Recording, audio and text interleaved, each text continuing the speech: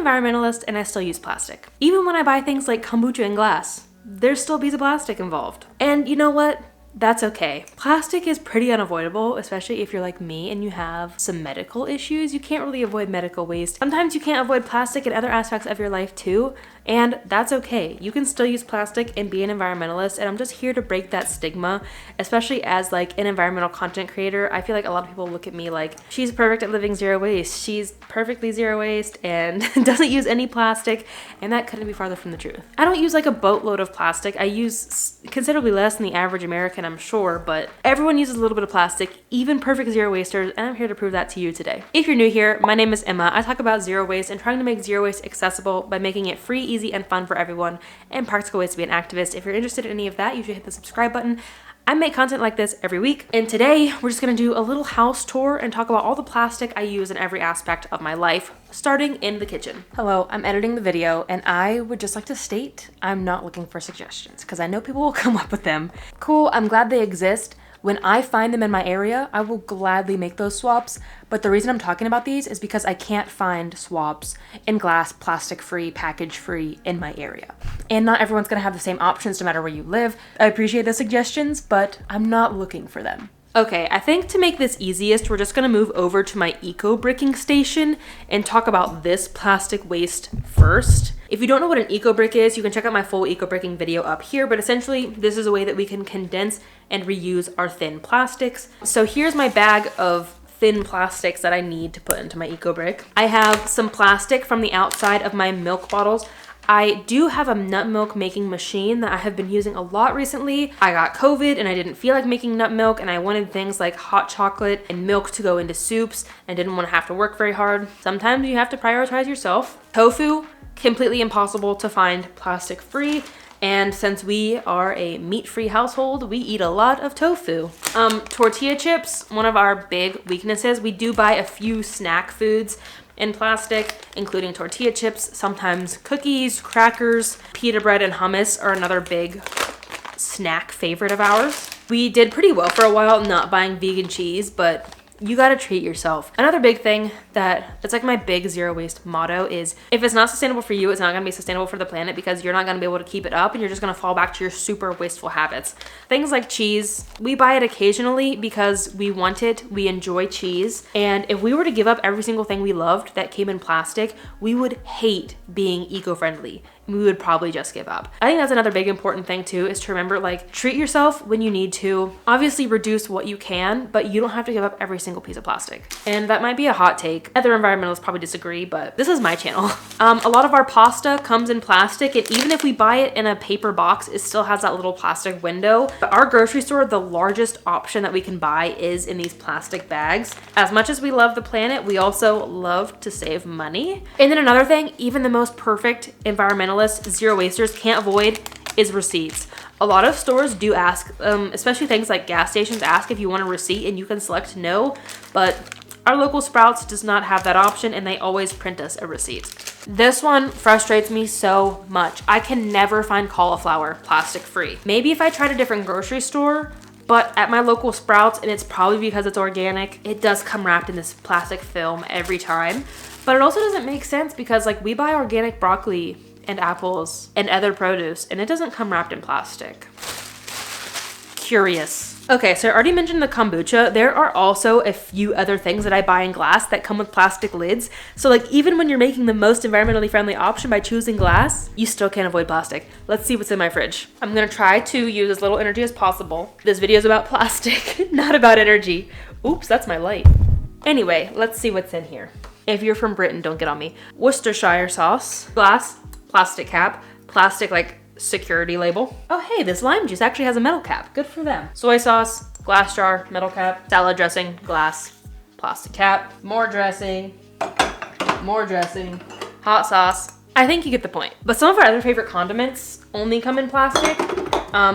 Ketchup, mustard, sriracha. Again, this is another get the most bang for your buck option. You can get maple syrup in smaller bottles that are made of glass with a plastic cap. It costs more money up front, but it costs less money in the long run, so we went with this one. Also, things I have never been able to find plastic free is kimchi and sauerkraut. Of course, I already mentioned hummus and pita bread is one of our favorite snacks. I make my own hummus sometimes, but it takes a lot of time and a lot of effort, and I simply do not like it. I mean, I can tolerate it, but I just really love store-bought, and I'm not willing to compromise that, to be honest. Grapes is another produce item that we literally cannot find plastic free. I think cauliflower you can some places, but grapes, never seen them plastic free. And another one of our favorite, I wouldn't call it a condiment, seasonings is miso paste. I've never been able to find this outside of a plastic container as well. One last thing in the fridge, maybe a couple last things in the fridge, is the produce drawer. So even stuff like this head of cabbage that we got package free still has a sticker around it. Green onions, package free, still have rubber bands. I don't have any examples in here, but the broccoli that we get comes in a rubber band with a little plastic tag on it. This cucumber is wrapped in plastic. And then mushrooms is another thing we have a hard time finding plastic free. And then of course, vegan meat alternatives. We have some vegan bacon up here. We don't buy them often. They are treats. We typically stick with stuff like beans in cans or in bulk, but sometimes we just want vegan meat. And if you can't find it plastic free, which I really doubt, never seen it plastic free, that's okay. Okay, let's move over here. I already mentioned bread. Let's see if there's anything in this cabinet that is plastic. You know what, there is. We use pearl couscous a lot and we can't find this plastic free.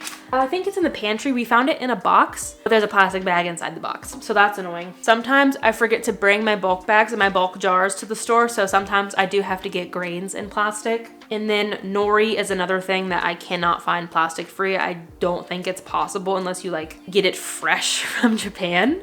If you're in Japan maybe, but like even when I was in Japan, I still couldn't find it plastic free. So this might be taking things too far, but even the most perfect zero wasters have to label their jars some way. Maybe they just label it with a Sharpie, but I used a piece of tape for this jar. These other jars, I got a label maker secondhand, but the labels are made out of plastic. And even the labels at Sprouts, they're not plastic, but it is a metal paper combo, so they can't even be recycled. I don't buy it so much anymore, but I was on a big vegan yogurt kick for a while, and even dairy yogurt comes in plastic.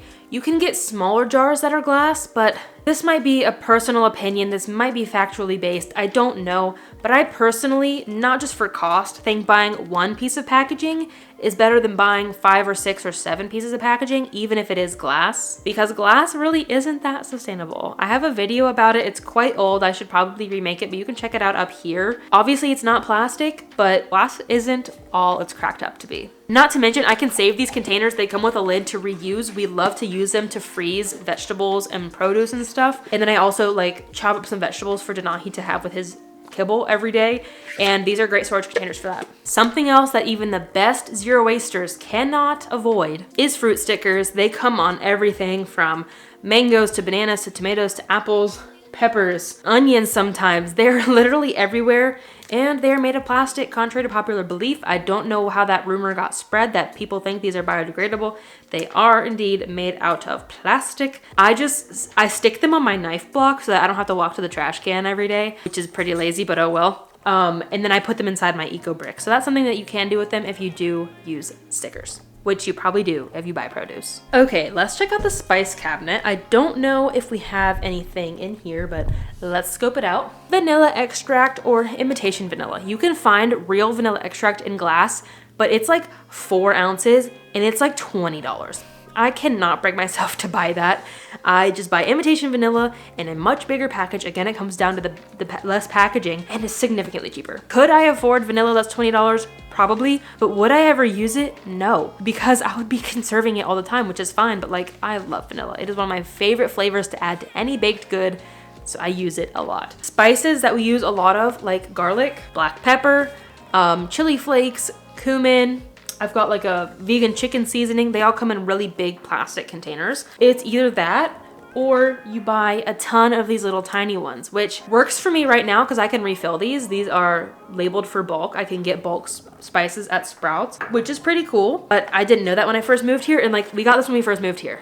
We've had this for a year and a half and it's not even halfway done yet. So like this lasts forever. It's cheaper. It produces less single-use waste, but it's plastic and people villainize plastic, and I'm not here to like give praise to plastic. Obviously it still has major problems, but what I'm saying is I personally think it's better to buy one of these than 10 of these. Let me know your thoughts down below. It's probably pretty controversial, but I'd love to hear it. I totally forgot to mention the freezer, but in the freezer, we buy a lot of frozen fruit. Sure, we could, you know what? I don't think we actually can find blueberries and raspberries and strawberries plastic free anyway, and it's significantly cheaper to just buy them frozen, so we do that in thin plastics, and we try to reuse the thin plastics as much as possible, or put them in our eco bricks, but we can't find berries plastic free. Let's go see what's in the pantry. Stuff like crackers. When I'm filming this, I'm like still 3 weeks post-COVID, so my tummy's kind of weird. So I've been eating just a lot of carbs. Textured vegetable protein. We don't really use it that often in vegan cooking, but this is like a backpacking staple for our backpacking meals. So we buy a lot of this in the summers.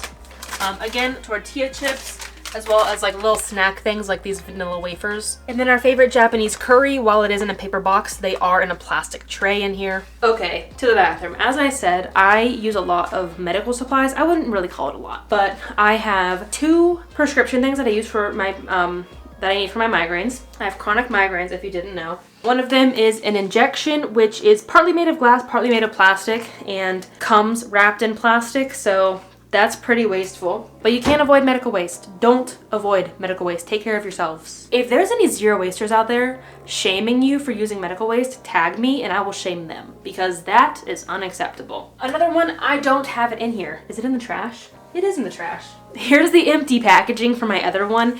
This is Nurtec. This is a lifesaver. Nothing helps my migraines. I will have migraines for literal days at a time. My last one was just like Saturday to yesterday, Wednesday. So this is a really great pain reliever for my migraines, and it comes in non-recyclable packaging. Okay, moving over here to the medicine cabinet. I have quite a few supplements that I take. I've got magnesium, I've got iron. I bought the zinc when I have COVID to help me get over COVID. We've got melatonin. Everyone's got a bottle of melatonin. I mean, who am I kidding? And I do have this omega-3 supplement from Orlo, which comes in glass. It is also vegan omega-3, which is great, but even they have a plastic cap. Another medical waste is just like a salve and ointment to prevent infection. Maybe you can find it in a metal tube. I low-key hate metal tubes. Here's a metal tube of toothpaste that I've had for a year and a half, and I have not cleaned it out. And this is why I don't like metal tubes. And then another essential that everybody has is bandages. Granted, these are made out of bioplastic, but guess what? Bioplastic is still plastic. I do put the plastic bits in my eco brick though, not the used bandage, of course. I typically use period underwear and a menstrual disc for my period, but when we go camping and backpacking, I don't have enough water to wash out my reusables, and also it just gets really messy, and I don't want to be putting dirty fingers up inside, because that is a recipe for disaster. A low waste option I have found, it's not zero waste, is this reusable tampon applicator from Dame.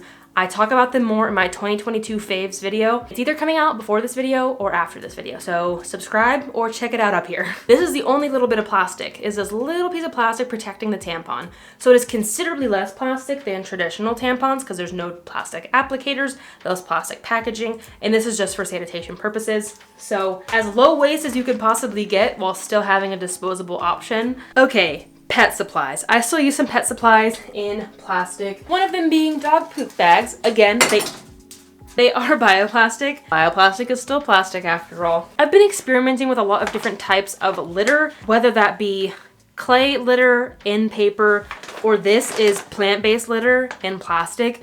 Clay litter is actually really harmful for the environment. So I like this option being less impactful, but it comes in plastic. My local Sprouts carried a plant-based, I think it was like upcycled wood cat litter that came in paper. It was amazing, and then they discontinued it. Or they just don't carry it anymore. So I like this because at least it's a local option. I'd rather not ship something to me. Both of our critters' food comes in plastic, especially our cat. She is very picky. I can't really switch foods with her that often, if at all. Now my dog, he's not picky at all, and we've like considered going to Costco. Is it Costco? No, not Costco. Winco. They have dog food in bulk, which is really cool, but Winco also doesn't allow you to bring in your own containers, so it would still come in plastic either way. So we're just gonna stick with the brands that we know and love, that they use, that they tolerate, that work well for them. They're both healthy and well, so we're just gonna keep going with that. Unfortunately, some more plastic that I use that I just uncovered in a video that came out in early December. You can check it out up here. Laundry detergent sheets contain plastic. So all of these laundry sheets and pods that I have used for laundry reviews in past videos contain plastic. They come in paper, but the sheets themselves contain plastic in the form of polyvinyl alcohol, or PVA/PVOH. So literally all of these are just microplastics. I'm gonna keep using them, but in the future I'm not gonna buy them anymore. So it's plastic I still currently use but won't use in the future. And then you can see it up there, that big jug of vinegar. That is the most cost-effective, largest form of vinegar that we can buy. We use vinegar for all sorts of things, cleaning our toilets, cleaning our countertops, throwing it in with our laundry as like a little bit of a laundry softener and disinfectant. So I do make a lot of our backpacking meals at home, as I already talked about, but even then, a lot of the ingredients that I use still come in plastic, but it is still significantly less plastic waste than our backpacking meals. We buy these occasionally because they are more delicious and easier. They do cost a lot more money though, so that's another incentive that we don't use them. This one feels like there's not much to add, but one's like our favorite one. The pad thai comes in a plastic bag, comes with a desiccant packet. It comes with a packet of like lime flavoring, a packet of peanut butter. A few other of the components are all packaged in plastic, so these are quite wasteful. Bars are another thing we buy a lot for hiking. These are often meal replacers, so they're pretty important. Obviously, I'm not gonna give up any of this plastic because you need to eat while you're hiking, and I'm not gonna give up one of my favorite hobbies and pastimes. So, and then a lot of our hiking gear is made out of plastic. Our raincoats, our like puffy thermal coats, though these are made out of recycled plastic. Our water bladders, our packs, a lot of backpacking gear is made out of plastic because it is the cheapest to make, the cheapest to buy, the lightest, the most durable. There's like very few items for backpacking that are made out of items other than plastic. Our cups are metal, our spoons are bamboo. So like we have a few things here and there that are not plastic, but majority of the stuff in here is plastic. Granted, it's not single-use plastic, but it's still plastic. And then the last thing in here I want to talk about is my yarn collection. I am decluttering it right now, but even when I buy new yarn for a project, I buy the yarn that looks the best, feels the best, and will work the best for that project. And sometimes that means plastic-based yarn. If you didn't know, a lot of yarn is made out of polyester. It's just made really, really nicely and really, really soft. I buy cotton when I can, or hemp, or even recycled plastic when I can, but sometimes it is plastic. And then similar to that got me thinking about polyester. I don't know what this is made out of particularly, but a lot of my clothing is also polyester, be it recycled polyester from like sustainable brands like Girlfriend, or secondhand polyester. Majority of my clothes are secondhand, like probably leaning on 95%. I don't look at materials when I thrift, and I probably should if I want to be a good environmentalist, but I'm more of a texture, feel, look shopper, and not much of a, oh, this is made out of wool, I'm gonna choose this, even though I hate the way it feels and I hate the way it looks. Makes no sense. I'm gonna pick what I like and what feels nice. I just wanted to make this video to show you that nobody is perfect. Even though many environmentalists won't show it online, they still use plastic in one form or another. Don't worry if you're not plastic free. Keep making changes. Obviously, I don't want anybody going out there and still buying a whole ton of plastic. Reduce where you can. If you can buy loose produce, even if it has a sticker. Pasta in a box with a little plastic window, buy that over a bag of pasta, and I will do better about that myself. Do what you can, but you can't do it all, and that's okay. Not everybody has access to bulk stores. Not everybody has access to package-free produce. People have medical waste. And as I showed too, your hobbies probably contain plastic too. Whether you're an artist, you're a hiker, a video gamer, whatever you may be, that's okay too. It comes back to what I said towards the beginning, is that if it's not sustainable for you, you're not gonna keep it up. You shouldn't have to give up all of your hobbies because your hobbies contain plastic. If you give up every single piece of plastic in your life and you're like, great, now all my hobbies are gone, all my favorite foods are gone, you're not gonna keep it up and you're probably gonna quit completely.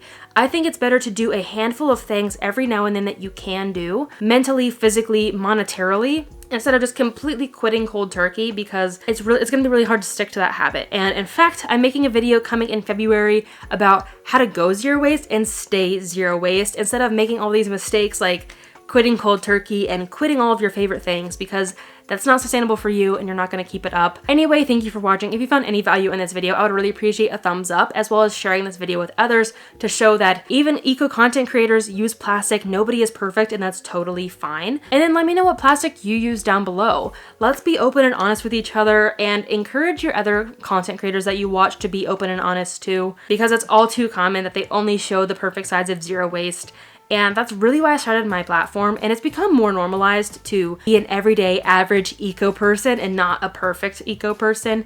So let's keep encouraging people to just be real and be honest. Again, thank you for watching, and if you're new here, I'd really appreciate if you hit the subscribe button. I post content like this every week, and I will see you next week. Until then, your small changes have a big impact in the long run. Bye, guys.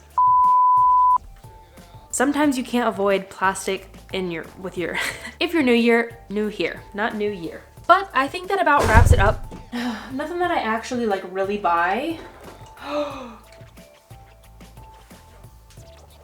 I did not know it was that bad.